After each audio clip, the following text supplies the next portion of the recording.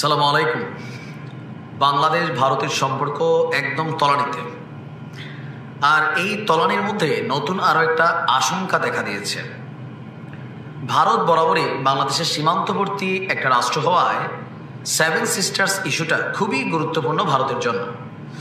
আর এই সরকার ক্ষমতা গ্রহণের পর ভারতের মিডিয়াতে বাংলাদেশকে পাকিস্তানকে একত্রিত করে নানান ধরনের খবর প্রতিদিনই প্রচারিত হচ্ছে। যেমন পাকিস্তান থেকে যখন আমরা পেঁয়াজ আনলাম, তখন ভারতের গণমাধ্যম বলল পেঁয়াজের মধ্যে নাকি আমরা পাকিস্তান থেকে বোম টোম নিয়ে আসছি, মিসাইল নিয়ে আসছি, ক্ষেপণাস্ত্র নিয়ে আসছি। তো এই যখন পরিস্থিতি, ভারতের সেনাপ্রধান খুবই ভয়ঙ্কর এবং চাঞ্চল্যকর অভিযোগ এনেছে এই মুহূর্তে বাংলাদেশের বিরুদ্ধে, বা কোথাও না কোথাও এটা বর্তমান সরকারেরকে একটা চ্যালেঞ্জিং ইস্যু দিয়ে দিল ভারত বলছে বাংলাদেশে পাকিস্তানের সেনাবাহিনী এবং গোয়েন্দা সংস্থা ISI এর সদস্যরা প্রবেশ করেছে, বা তারা এই মুহূর্তে বাংলাদেশে এসেছেন। ভারতীয় সেনাপ্রধান জেনারেল উপেন্দ্র দ্বিবেদী তিনি বলছেন এই সেনা এবং গোয়েন্দারা বাংলাদেশ ভারত সীমান্তবর্তী শিলিগুড়ি করিডোরের কাছেও তারা ঘুরে এসেছেন দাবি সেনাপ্রধানের। Siliguri corridor basically chicken neck হিসাবে পরিচিত, যেটি ভারতের উত্তর পূর্বাঞ্চলকে মূল ভূখণ্ডের সাথে যুক্ত করেছে।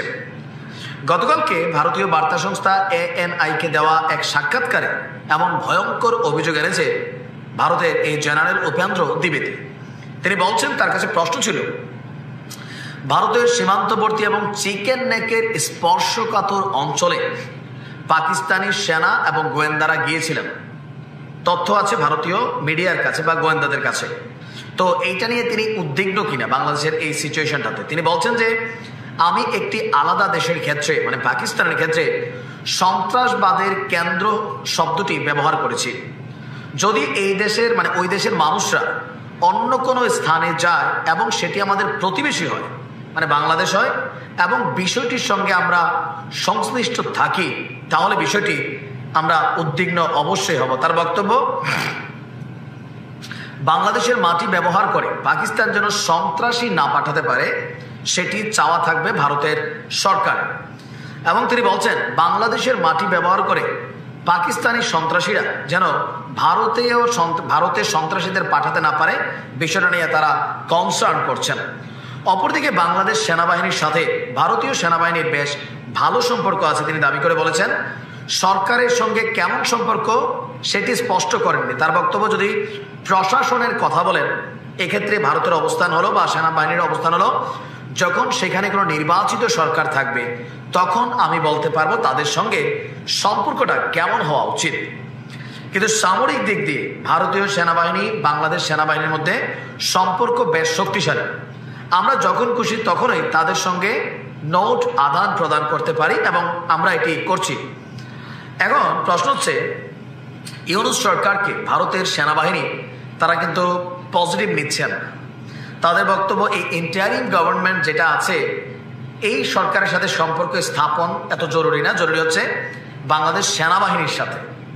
পাশাপাশি এই দেশে যদি রাজনৈতিক সরকার আসে তখন রাষ্ট্র টু রাষ্ট্র সম্পর্কের ইস্যুটা আরো গভীর হবে। তো ভারতের যে এই চাঞ্চল্যকর অভিযোগ, আমরা আশা করছি নিশ্চয়ই আমাদের দেশের সরকার থেকে এই সম্পর্কে আগামীকালকে হয়তো একটা বার্তা যাবে পররাষ্ট্র মন্ত্রণালয় থেকে, কারণ অভিযোগটা ভয়ঙ্কর। ইভেন পাকিস্তানের সাথে বাংলাদেশের যে সুসম্পর্ক 53 বছর পর, এটা ভারত স্বাভাবিকভাবে ভালোভাবে নিচ্ছে না। কারণ ভারত পাকিস্তান তারা তাদের সীমান্ত কাশ্মীর থেকে বিভিন্ন জায়গায় পাকিস্তান ভারতকে ভয়ানক অভিযান চালিয়েছে। ভারতও রয়ের মাধ্যমে পাকিস্তানে অনেক ঘটনা ঘটাইছে। বাংলাদেশ একটা করিডোর যেটা নিয়ে এতদিন ভারতের চিন্তা ছিল না, এখন তারা চিন্তায় পড়ছে। এখন বিষয়টা কি হয়তো আমাদের সরকার ব্রিফ করলে আমরা জানতে পারবো। ভালো থাকবে।